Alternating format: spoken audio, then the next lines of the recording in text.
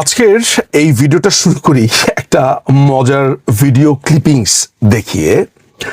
চলুন আমরা প্রথমে ওই ভিডিও ক্লিপিংসটা দেখি, তারপরে সেই ভিডিও ক্লিপিংসের শানে নজুল বা কি হয়েছে সেটি বলছি। Tulip Siddiq sent WhatsApp messages. Do you have copies of those WhatsApp messages? No, that is the witness and a witness, Mr. Usman Ghani and Ujjal Hussain.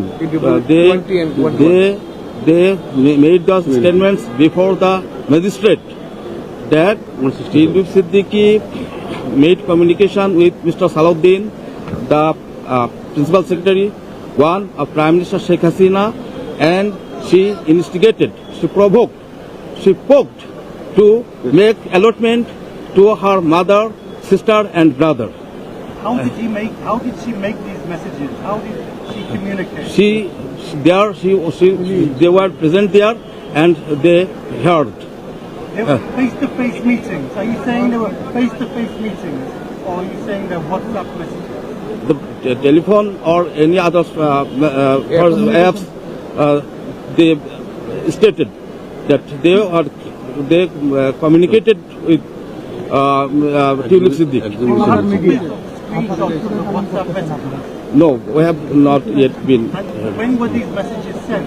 Which month and year? But it has been heard by Usman Ghani and Ujjal Hussain, who were very close to Mr. Salahuddin Ahmed, and Mr. Salahuddin Ahmed was very close to Tulip Siddiq and Sheikh Rehana and Sheikh Hasina and others members of that family. Thank you very much. আপনারা video ক্লিপিংসটা দেখেছেন, আপনারা দেখেছেন যে ইংরেজি বলতে গিয়ে ইউনুসের kangaroo কোর্টের যে আইনজীবীরা তাদেরকে কত গলদঘর্ম হতে হচ্ছে। আসলে ইংরেজি না, পুরোটাই তো মিথ্যা, ওই মিথ্যার জন্যই আসলে পুরো ঘটনা ঘটেছে। ভয়ঙ্কর সব যুক্তিও শোনা গেল যে টিউলিপ সিদ্দিক প্রধানমন্ত্রীকে প্রভাবিত করেছে, ধমক দিয়েছে, প্রধানমন্ত্রীর অফিসের যে সালাউদ্দিন সাহেব তাকে প্রভাবিত করেছে, ধমক দিয়েছে। এবং সালাউদ্দিন সাহেব বলছে না, বলছে আরো দুজন ব্যক্তি যাদের নাম হচ্ছে ইকবাল এবং ওসমান গনি। যুক্তিটা হচ্ছে এমন যে যেহেতু সালাউদ্দিন সাহেবকে ধমক দিয়েছে, সালাউদ্দিন সাহেবের সাথে যেহেতু মাননীয় প্রধানমন্ত্রীর যোগাযোগ ছিল, ফলে সালাউদ্দিন সাহেবকে ধমক দেওয়া মানে হচ্ছে মাননীয় প্রধানমন্ত্রীকে ধমক দেওয়া, প্রধানমন্ত্রীকে প্রভাবিত করা, এবং সেগুলোর অন্য কোনো প্রমাণ নাই। হোয়াটসঅ্যাপে বলা হয়েছে, কিন্তু হোয়াটসঅ্যাপ মেসেজ আপনাকে দেখাবে না। এটা জানা গেল কার কাছ থেকে? ইকবাল এবং ওসমান গনি নামে এক অদ্ভুত দুই চিড়িয়ার মাধ্যমে, যাদেরকে আমরা চিনি না, নামও শুনি নাই। এই হচ্ছে বিচারের অবস্থা। আমি নিশ্চিত আপনারা এটা শুনে হাসছেন।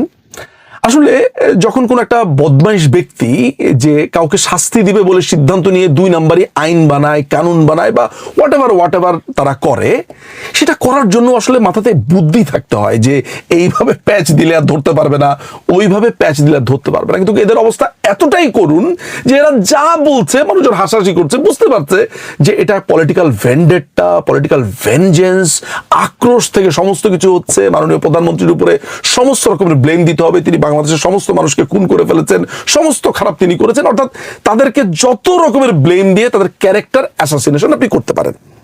তো আপনি কি মনে করেন যে টিউলিপ সিদ্দিক একজন British MP?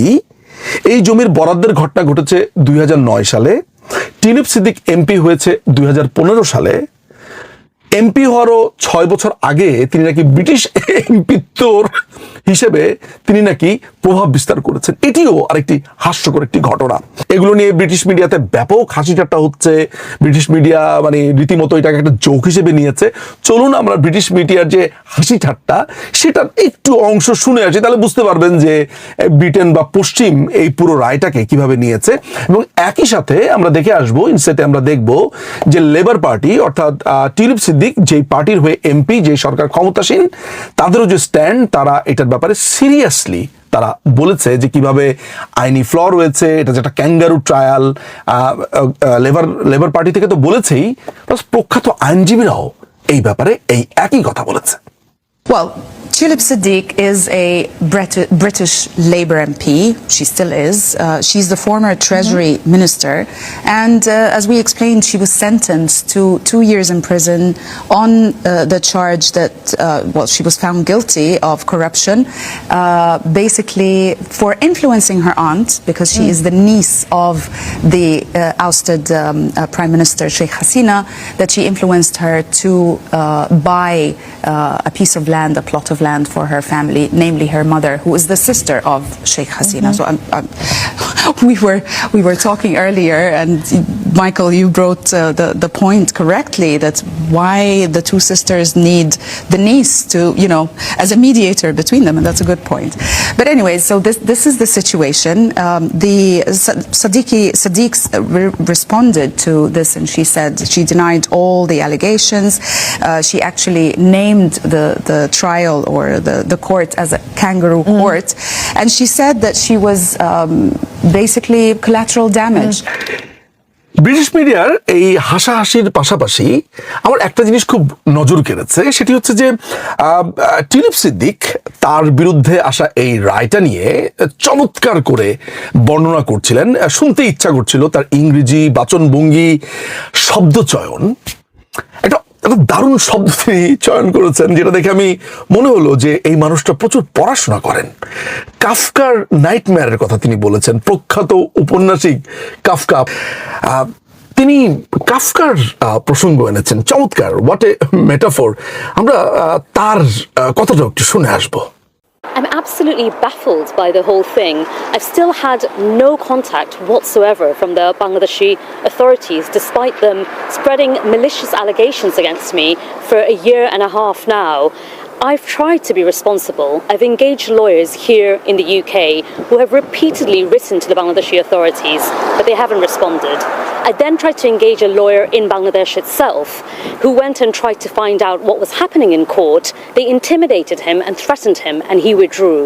I then wrote to the leader of Bangladesh currently, who is Professor Muhammad Yunus, when he came to London, who has said publicly a few times that I'm guilty and had tried to smear my reputation. So I said to him, okay, let's sit down, let's have a coffee, and let's talk about what I've done wrong, because I know I haven't done anything wrong.